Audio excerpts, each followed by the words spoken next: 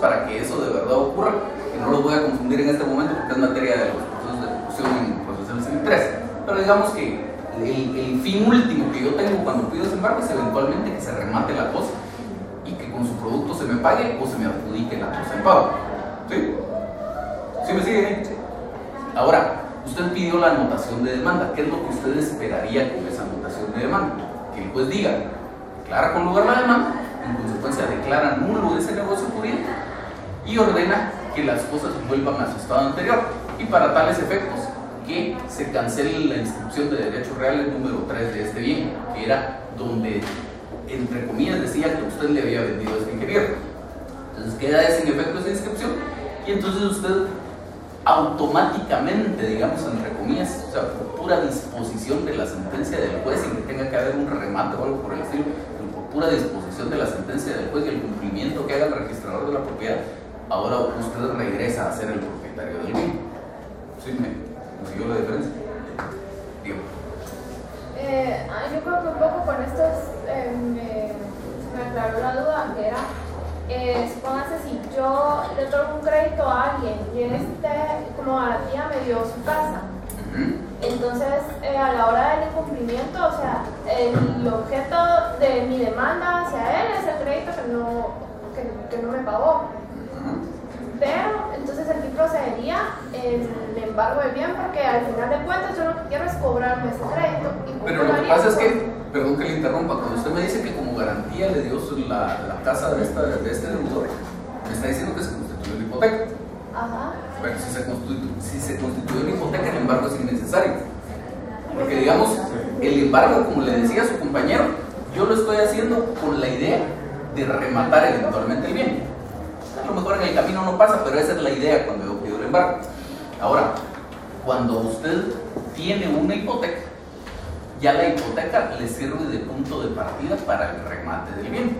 Entonces, de hecho, dice la norma dentro de las que regulan la ejecución en vía de apremio, que no es necesario ni requerir de pago al ejecutado, ni embargar bienes, en caso de que exista hipoteca. El segundo párrafo del artículo 297. No será necesario el requerimiento ni el embargo si la obligación estuviera garantizada en el crédito de hipoteca. En estos casos se ordenará se notifique la ejecución señalándose día y hora para el remate de conforme con el artículo 313. O sea, de una vez en su primera resolución el juez señala día y hora para el remate, pero es un procedimiento específico que es la ejecución en vía de apremio. Entonces de ahí el juez señala día y hora para el remate y se remata, y lo mismo que le decía a su compañero, si hay un postor, con lo que paga el postor le pagan a ustedes. Si no hay el postor, usted puede pedir que le adjudiquen el pago del bien, pero no es necesario el embargo. ¿No dudas? Bueno, sigamos entonces con la anotación de la demanda. El Código Civil, en su artículo 1163,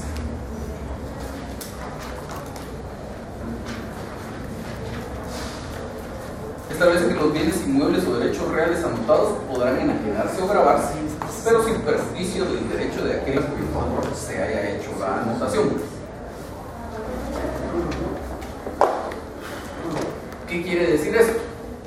Esto lo que quiere decir es que si yo solicito una medida de anotación de demanda, el registrador de la propiedad lo que va a hacer, si el juez me la otorga al dar el cumplimiento a la orden del juez, es esto. Por supuesto, ya no en los libros de papel, sino en los libros electrónicos, pero va a hacer una anotación de demanda sobre el bien. Es decir, va a hacer una inscripción, entre comillas, porque esas se llaman anotaciones. Inscripciones son solo las de dominio de las hipotecas, pero va a hacer esta anotación sobre el bien, haciendo constar que con respecto a ese bien, el juez fulano de tal en el proceso tal ordenó la anotación de demanda.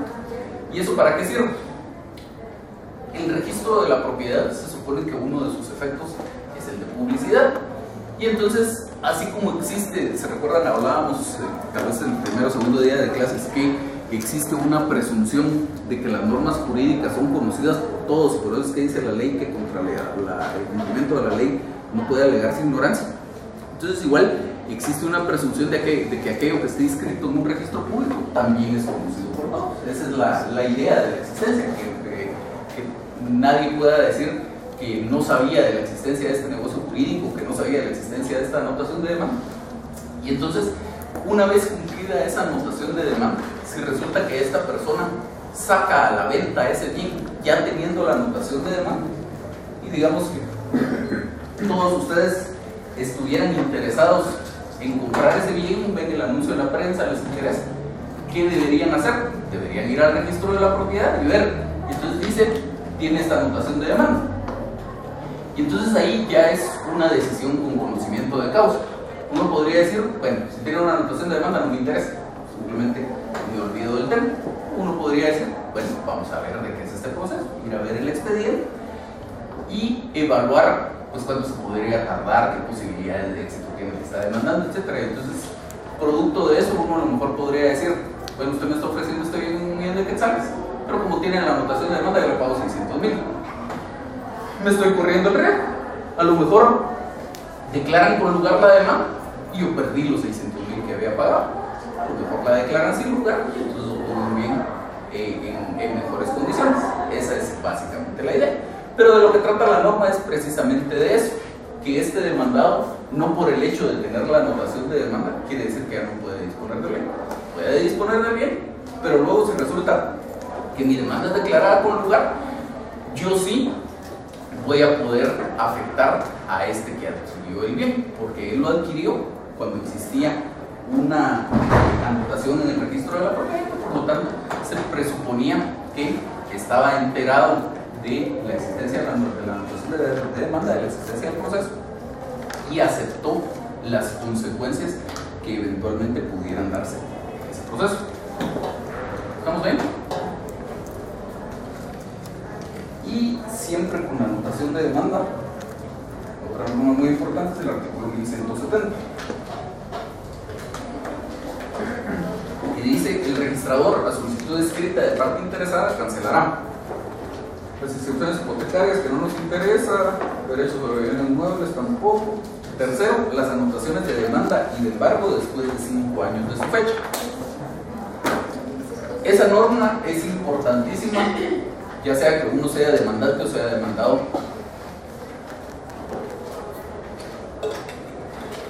Y que exista una medida, ya sea de anotación de demanda, que es lo que estamos viendo específicamente en este momento, o de embargo, que es la que vamos a ver a continuación. Siempre tiene uno que cuidar ese plazo de los 5 años, de tal manera que si yo fui el que solicité la medida y veo que se están aproximando los 5 años sin que el proceso termine, que es muy frecuente, yo debería tener el cuidado de presentarle un memorial al juez y decirle, señor juez, usted hace casi 5 años nos propuso esta medida de anotación de demanda, el proceso no ha terminado y yo necesito que se siga garantizando las resultas de este proceso con esa anotación de demanda. Entonces le solicito a usted que reitere la medida. Entonces el juez libra un despacho reiterando la anotación de demanda. Va a haber otra anotación de demanda en las inscripciones de este bien, y entonces ya voy a tener otros 5 años para terminar mi proceso. Igual, si transcurren otra vez los 5 años, o casi los 5 años, y el proceso sigue en trámite, pues tendré que nuevamente solicitar que se reitere la medida hasta que esto termine. Porque ¿qué pasa si yo no lo hago? El demandado, con una simple solicitud al registrador de la propiedad, y eso quiere decir que yo ni siquiera me voy a enterar, presenta un simple memorial al registrador de la propiedad diciéndole, señor registrador, esta inscripción es de fecha 25 de agosto, ¿de qué sería? Del 2008. Ya pasaron 5 años desde su fecha, y entonces le pido a usted que proceda a levantar la anotación de demanda. El registrador ve, efectivamente transcurrieron los 5 años, no se ha reiterado la medida y simplemente, como les insisto, sin que yo me entere, se levanta la medida. Y entonces este demandado ahora tiene la propiedad del bien, pero además la tiene sin que existan anotaciones. Y entonces, pues perfectamente lo puede vender, lo puede aportar a una sociedad, puede hacer lo que quiera. Y si yo obtengo una sentencia favorable, se me perjudicó mi derecho porque ya no la voy a poder ejecutar. Todo cualquiera que adquiriera ese bien se volvería un tercero, por lo tanto yo no puedo ejecutar en su contra esa sentencia. En este caso de que pasan los 5 años y él no solicita que se libere el bien, él podría volver a solicitarlo después. El demandante, digamos. ¿Ah? el demandante se puede solicitar otra vez, sí. Sí. Lo que pasa es que la puede volver a solicitar siempre y cuando el bien siga a nombre del demandado, que es donde va a estar un poco difícil la cosa, porque digamos, yo lo demando a usted y pido la anotación de demanda sobre un bien que esté inscrito a su nombre. Si usted se va a tomar la molestia de presentar un memorial al registrador de la propiedad para obtener el levantamiento de la medida, no es porque usted se piense quedar en la misma situación con el bien inscrito a su nombre, es porque usted a lo mejor ya tiene un cliente que se lo va a comprar o prefiere donárselo a su papá antes de que yo se lo gane en el juicio o lo va a aportar a una sociedad anónima, etcétera, etcétera. Entonces, usted obteniendo el levantamiento de la medida va a disponer de ese bien. Ahora, si usted simplemente, porque se le ocurrió, pidió el levantamiento de la medida y se queda en la misma situación y un mes después, digamos, yo me recuerdo y digo, aquí ya se me pasaron los 5 años, voy a pedir otra vez la anotación de la medida, pues no habría problema, pero el tema es que normalmente se me va a pasar. ¿Alguna otra duda? ¿Vale? Bueno, y finalmente, en cuanto a la anotación de demanda, un tema que se presta a mucha controversia, y es que decíamos lo que el código contempla como medidas de garantía se pueden solicitar en la demanda o ya dentro del proceso, en todo caso son unas simples medidas precautorias, o se pueden solicitar antes de que exista una demanda, en cuyo caso voy a presentarte un memorial, decíamos más o menos como ocurre con las diligencias de prueba anticipada, un memorial que va a tener toda la estructura y todos los requisitos de una demanda, pero con el cual lo único que yo voy a pretender es que me prueben una medida precautoria. Ahora, en el tema específico de la prueba anticipada, decíamos que se presta esto a alguna controversia respecto a si puede o no solicitarse antes de que exista una demanda. Porque existen muchos que dicen, esto no se puede porque la medida es de anotación de demanda. Y si no hay demanda, pues no hay algo que anotar. Mi criterio, de hecho, nunca he visto la discusión en estos círculos, en clase, digamos. Nunca he visto la discusión en un tribunal como para ver qué resolvería un juez. Pero mi criterio es que sí se puede, porque la ley no dice que la anotación de demanda no se pueda solicitar antes de que exista un proceso. Entonces, por una simple cuestión de norma, se me hace a mí que no podemos limitar la posibilidad de solicitar la anotación de demanda antes de. Porque al final de cuentas, de lo que se trata la medida es, como decíamos, de garantizar la posibilidad de ejecutar una sentencia sobre un bien que tiene íntima relación con el objeto del proceso. Y aparte existe por lo menos alguna norma que nos permite suponer o afirmar que sí procedería la anotación de demanda antes de que exista una demanda. Dice el artículo 532, cuando la medida precautoria no se solicita previamente, sino al interponer la demanda, no será necesario constituir garantía en el caso de arraigo, anotación de demanda y intervención. 532, entonces dice, si la pide en la demanda, en estos 3 casos no tiene que constituir garantía. ¿Pero eso qué quiere decir? Que sí la puedo pedir antes de la demanda y que en esos casos sí tengo que constituir garantía. Entonces, para mí, esta norma sería suficiente fundamento para sostener que sí se puede pedir, aunque no suene tan lógico, sí se puede pedir una anotación de demanda antes de que exista demanda. Como les digo, no les tengo una respuesta para decirles qué pasaría en la práctica, pero yo creo que sí existe suficiente fundamento como para solicitarlo. ¿Estamos con la anotación de demanda? ¿Qué artículo está donde dice que 15 días después se tiene que presentar un paso? Creo que es 534.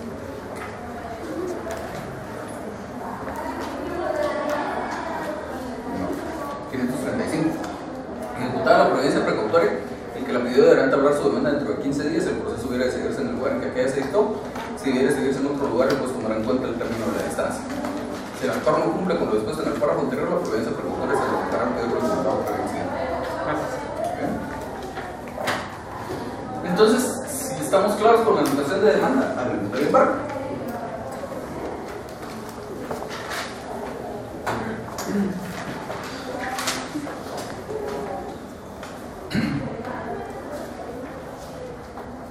Lo primero que uno se preguntaría es en qué consiste el embargo. ahí la respuesta es depende. Porque si nos retrotraemos a la anotación de demanda, decíamos que la anotación de demanda solo procede respecto a aquellos bienes que estén inscritos en algún registro público, normalmente bienes inmuebles o bienes muebles identificables que estén inscritos en algún registro público. Para el caso del embargo, eso no es requisito. Se pueden embargar perfectamente bienes que no estén inscritos en algún registro público. Pero entonces, dependiendo de si es uno o el otro caso, así van a ser las consecuencias del embargo. La regla general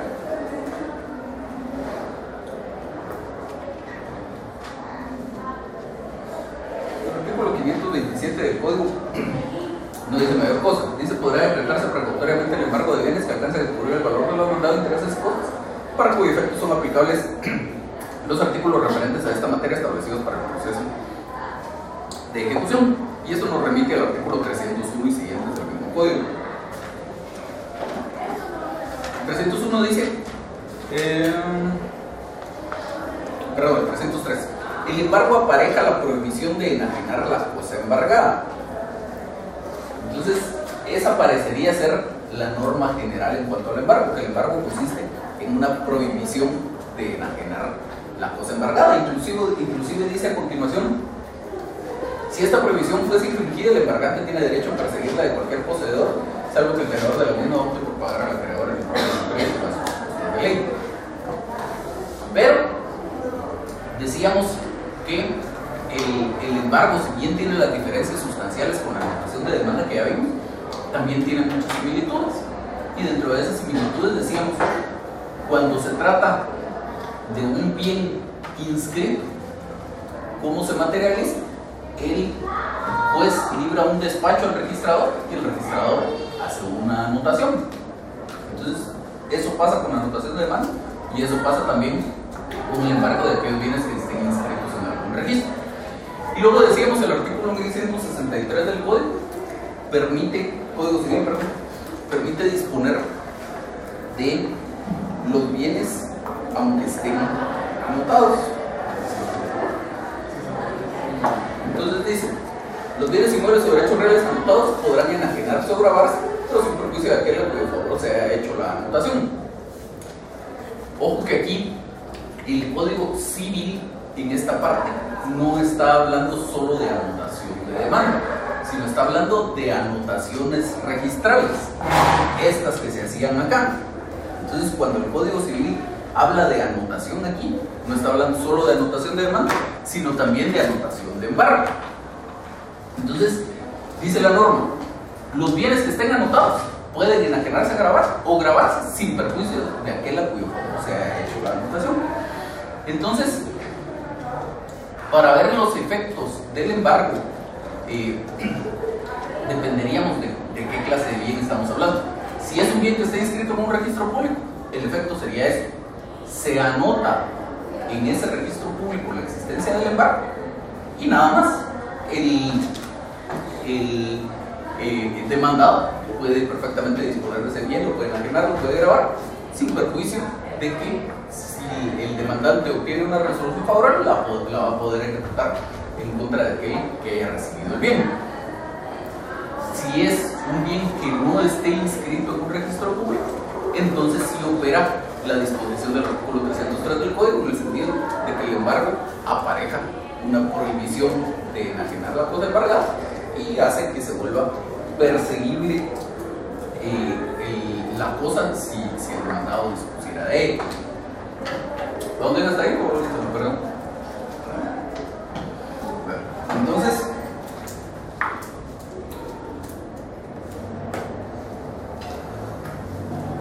en cuanto al embargo, esto que estamos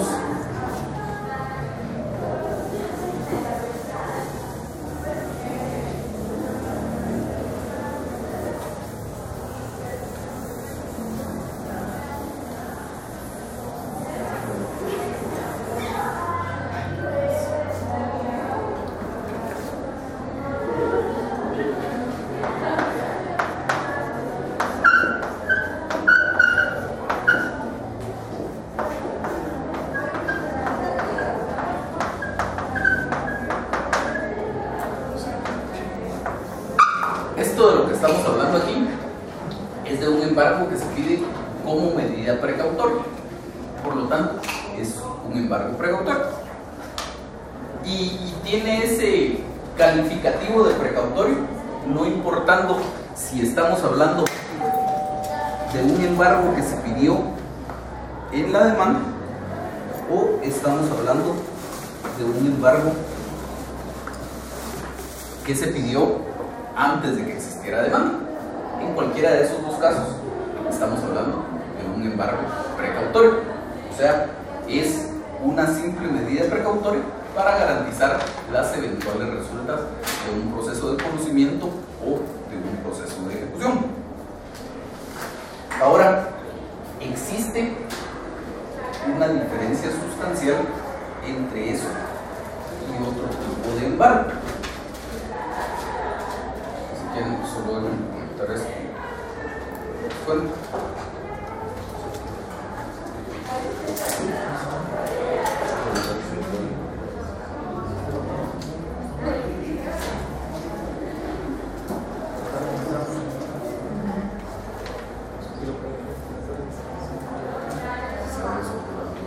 Digamos, en el caso de que, digamos, el embargo si estuviera debidamente anotado y inscrito y todo, y pues la persona decidiera venderlo a un tercero,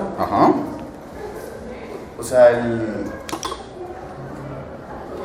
quien ejecutara el embargo sí podría perseguir este bien, sí, hasta el tercero, y al tercero únicamente le quedaría el saneamiento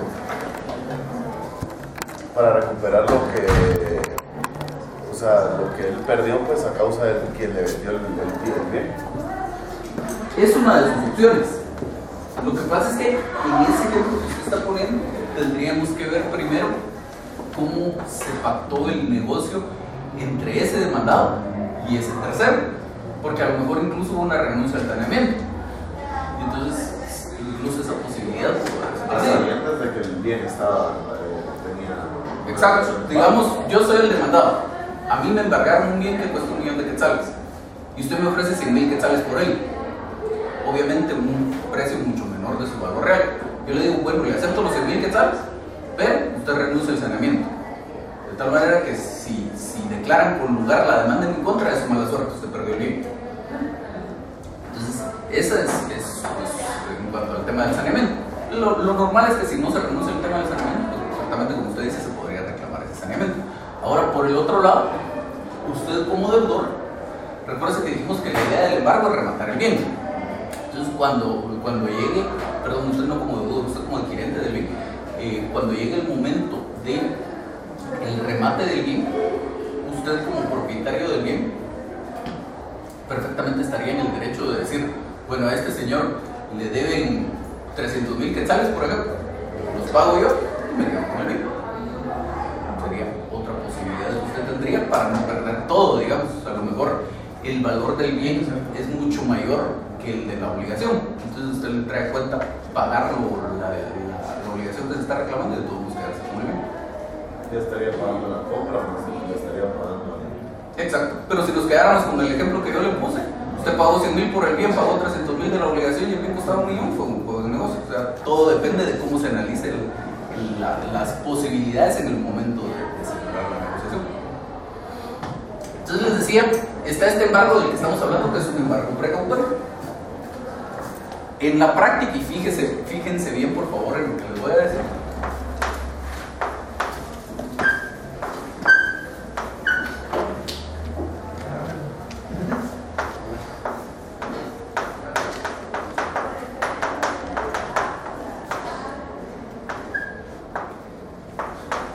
este embargo que en la práctica denominan definitivo, y se los pongo entre comillas porque es una denominación totalmente inaplicable a este embargo.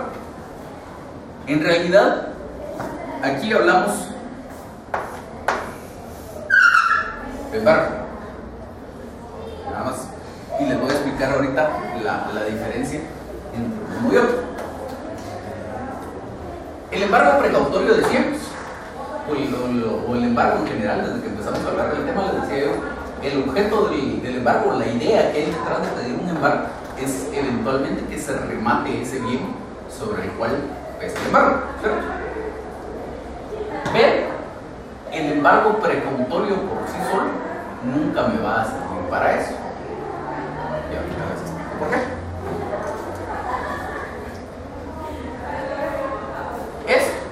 El embargo precautorio, decíamos que es para garantizar las resultas de un proceso de conocimiento o de un proceso de ejecución, ¿cierto? Aquí, en el momento que ya no me sigan, por favor me avisan, porque aquí vamos a para clarificar la diferencia entre estos dos tenemos que tocar puntos de derecho procesal civil y mercantil 13. Entonces, si no me entienden, con toda confianza lo clarificamos. Entonces decíamos, el embargo precautorio me va a servir para garantizar las resultas de un proceso de conocimiento o de un proceso de ejecución. Uno de conocimiento que podría ser un ordinario, un sumario o un oral, o uno de ejecución. Quedémonos primero con el de conocimiento. ¿Qué pasa? ¿Cuál es el modo normal de terminación del proceso? La sentencia. Se supone que el proceso va a terminar en virtud de una sentencia.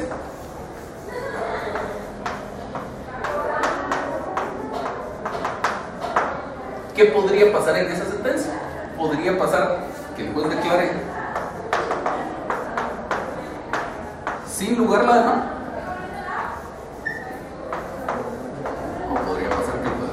Con lugar. Y si el juez la declara con lugar, podría pasar que exista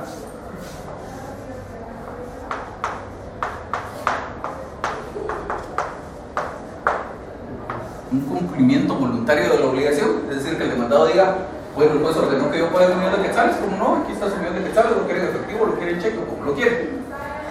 Casi en la totalidad de los casos, eso no pasa. Y entonces hay necesidad de ¿qué?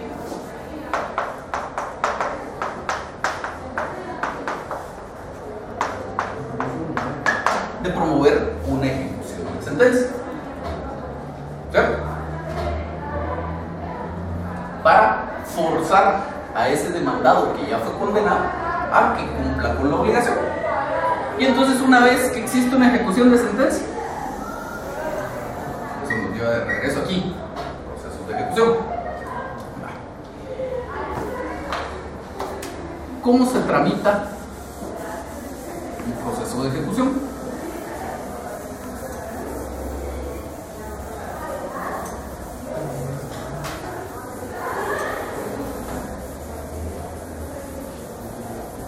Hablando de que la obligación que se está ejecutando consista en pagar una suma de dinero. Porque existen otro tipo de obligaciones de dar, de hacer, etcétera, etcétera. Pues pongamos que la obligación consiste en pagar una suma de dinero, que es lo único que podría tener vinculación en realidad con el embargo.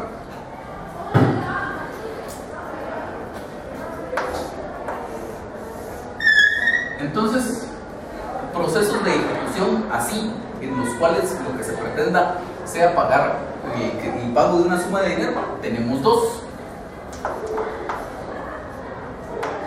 Tenemos la ejecución en vía de premio y tenemos el juicio ejecutivo. ¿Siguen hasta ahí? ¿No hay de perdido? Bueno, entonces hablemos del juicio ejecutivo. ¿Cuál es a grandes rasgos el trámite del juicio ejecutivo? Se inicia con una demanda, va a haber una resolución que le dé trámite,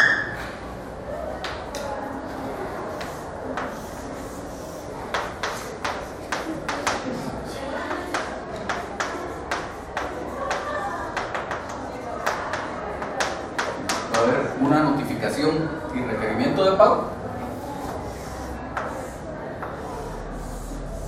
Si el demandado no paga,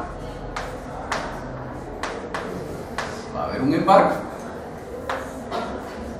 que aquí es donde nos tenemos que detener, solo terminemos para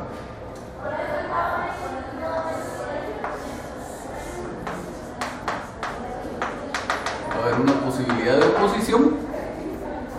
Si hay oposición, de esa oposición le van a dar una audiencia al ejecutante con un periodo de prueba.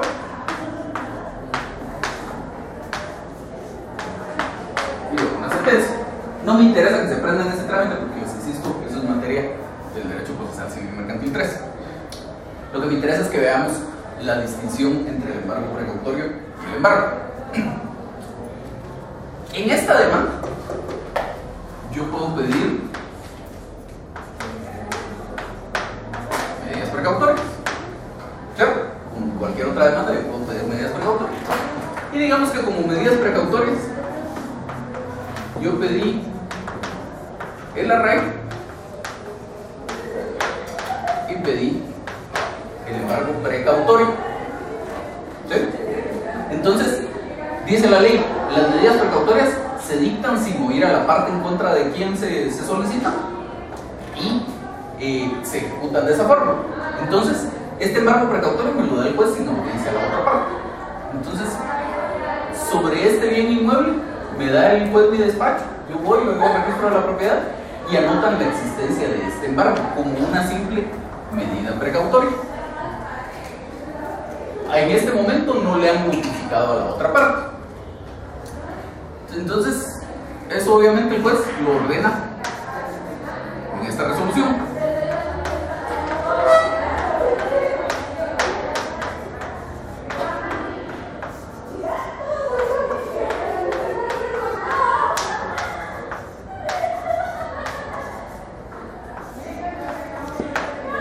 Entonces el juez en su resolución decreta la medida, me da mi despacho, yo lo llevo al registro de la propiedad y el registrador de la propiedad anota la existencia del embargo precautorio.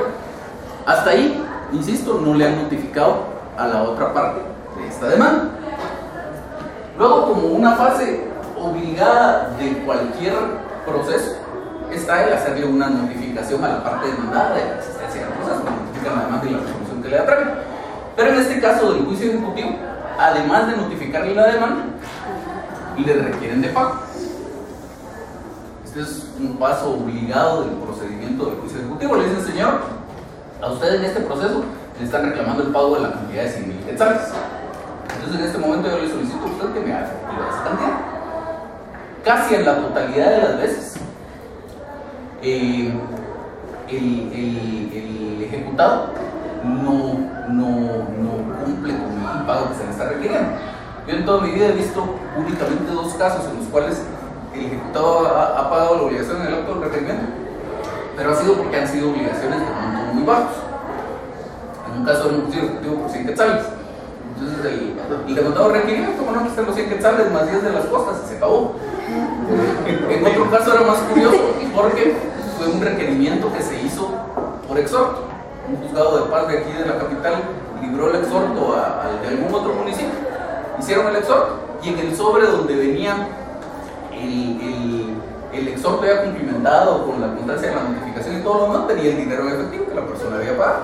Entonces hubo que hacer el depósito en la tesorería del órgano judicial, eran igual como 300 quetzales o una cosa por el estilo. Pero en la generalidad de los casos, lo que van a ver ustedes es que el mandado dice no hago efectivo el pago de los reclamos. Muy bien, señor. Entonces yo en este momento procedo a ordenar el embargo sobre lo que éste haya pedido en su demanda. Entonces, supongamos que pidió el embargo sobre ese mismo bien inmueble.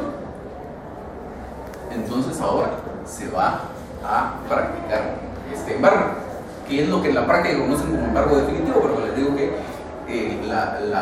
el calificativo de definitivo no aplica, es un embargo.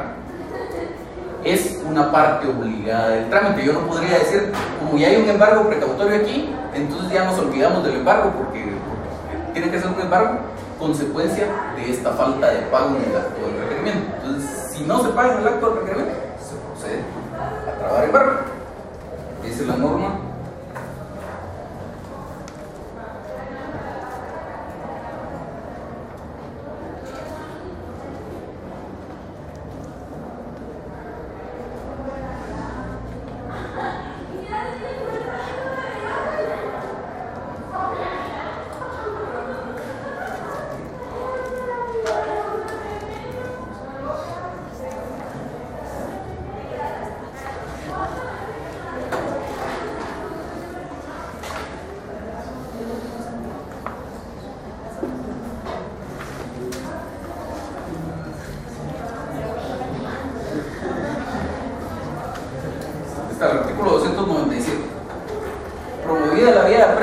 hay una norma que dice que las mismas disposiciones se aplican para el juicio ejecutivo. Promover la vía de premio, el juez calificará el título en que se pone y si lo consideras insuficiente, despachará el mandamiento de ejecución ordenando el requerimiento del obligado y el embargo de bienes en su caso. Ese, en su caso, hace referencia a la posibilidad que normalmente siempre se da de que el demandado no haga efectivo el pago de lo reclamado. Entonces, si no hace efectivo el pago de lo reclamado, se procede a trabar ese embargo. En un proceso de ejecución, este embargo precautorio es opcional. Yo lo puedo pedir o puedo no pedirlo. Yo podría decir, bueno, como de aquí a que yo presente mi demanda y le requieran el pago a este señor, como nos vamos a tardar más o menos una semana, pues no quiero gastar en llevar esto al registro de la propiedad y que me paguen el embargo, sino quiero simplemente quedarme con este otro.